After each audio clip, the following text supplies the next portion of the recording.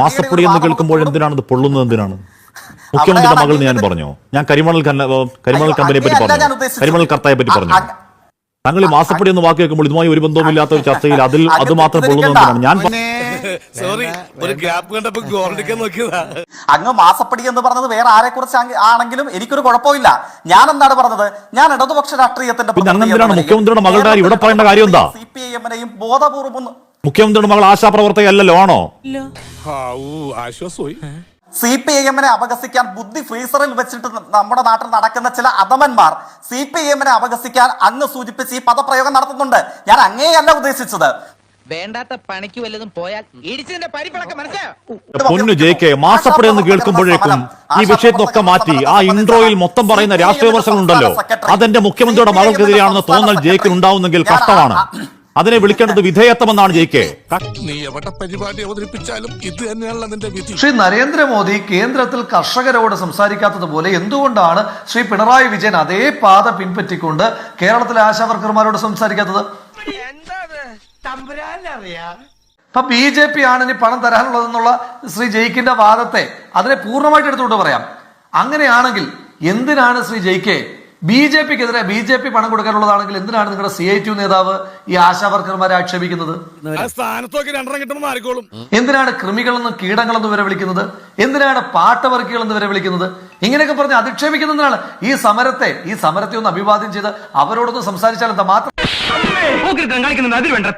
700 രൂപ പ്രതിദിനം കൊടുക്കാമെന്ന് പറഞ്ഞത് ആരാണ്? 2021 അങ്ങയുടെ പാർട്ടി അധികാരത്തിൽ വരാനായി ജനങ്ങളുടെ മുന്നിൽ വെച്ചിരിക്കുന്ന പ്രകടന പത്രികയിൽ നിങ്ങൾ കൊടുത്തിരിക്കുന്ന വാഗ്ദാനമാണ്. ലാൽ ഖട്ടർ എന്ന് പറയുന്ന ബിജെപിയുടെ മുഖ്യമന്ത്രി, അദ്ദേഹം കർഷക സമരത്തിന്റെ നേതാക്കന്മാരെ തീവ്രവാദികൾ എന്ന് വിളിച്ചതുപോലെ നിങ്ങളുടെ നേതാക്കന്മാർ വരെ പാട്ടവർക്കികൾ എന്ന് വിളിക്കുകയല്ലേ?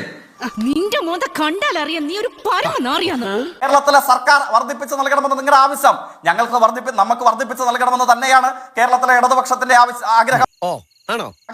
പക്ഷെ പ്രത്യേകത എന്താണ്? ഇപ്പോഴത്തെ സാമ്പത്തിക സ്ഥിതി വെച്ചിട്ട് കേരളത്തിന് നേർക്ക് ലക്ഷക്കണക്കിന് കോടി രൂപ നൽകാനുള്ള കേരളത്തിന്റെ നേർക്ക് സാമ്പത്തിക യുദ്ധം പ്രഖ്യാപിച്ചിരിക്കുന്നു.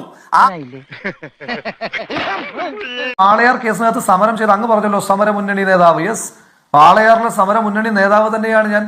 എനിക്ക് ഇപ്പോഴും അതിനകത്ത് അഭിമാന ബോധം മാത്രമേ ഉള്ളൂ. കാരണം 2 കുഞ്ഞു പെൺകുട്ടികളെ കൊന്നു കെട്ടിത്തൂക്കിയവന്മാർ ഇനി അമ്മയല്ല അമ്മൂമ്മയല്ല ഇനി ആരായാലും അവർ ശിക്ഷിക്കപ്പെടണമെന്ന് പറഞ്ഞ് സമരം ചെയ്യുന്നതിനകത്ത് എന്തിനാ അങ്ങ് അത്ര അസ്വസ്ഥപ്പെടുന്നത്? 100% ഞാൻ യോജിക്കുന്നു. കേരള പോലീസ് ആ 1ാമത്തെ കുട്ടി മരിച്ചതിന് ശേഷം 2ാമത്തെ കുട്ടിയിൽ നിന്ന് മൊഴിയെടുക്കാതെ അട്ടിമറിച്ചില്ലേ? ആ കേസ് അട്ടിമറിച്ചവന് പ്രമോഷൻ കൊടുക്കാൻ നോക്കിയില്ലേ ഇവര്? സത്യമാണെങ്കിലും എനിക്ക് അംഗീകരിച്ചു കൊടുക്കാൻ പറ്റുമോ? ഈ ചാനൽ ചർച്ച എന്തോ മോശപ്പെട്ട രീതിയാണെന്നാണ് അദ്ദേഹം പറഞ്ഞു വെച്ചത്. അങ്ങനെയാണെങ്കിൽ അങ്ങിപ്പോൾ വന്നിരിക്കുന്ന ഒരു ചാനൽ ചർച്ചയിലാണ് ശ്രീ ജയിക്കെ. എനിക്ക് 2 അർത്ഥം പങ്കെടുക്കാൻ പറ്റുന്നുണ്ട്. ജനങ്ങൾ എനിക്കൊപ്പം നിന്നതുകൊണ്ട്, എന്നെ ജയിപ്പിച്ചതുകൊണ്ട് എനിക്ക് ചാനൽ ചർച്ചയ്ക്ക് വരാൻ പറ്റുന്നുണ്ട്, നിയമസഭയ്ക്ക് പോകാൻ പറ്റുന്നുണ്ട്. പിന്നെ നാണക്കെടുത്തി ഇത് ആ നിയമസഭയിലേക്ക് വരുന്നതിന് മുമ്പെങ്കിലും, വന്നതിന് ശേഷം അങ്ങ് അധിക്ഷേപിച്ചു, വരുന്നത് വരെയെങ്കിലും അങ്ങ് ഈ ചാനൽ ചർച്ച, അങ്ങ് ഇപ്പൊ രാഷ്ട്രീയം സംബന്ധിക്കുന്ന ചാനൽ ചർച്ചയെ അവരുടെ കൂടെ നിന്നിട്ട് അധിക്ഷേപിക്കുന്ന ഒരു പ്ലാറ്റ്ഫോമിൽ അങ്ങ് ഭാഗമാകരുത്. പോട്ടെ, കൂടുതൽ എന്നെ നാറ്റിക്കരുത്.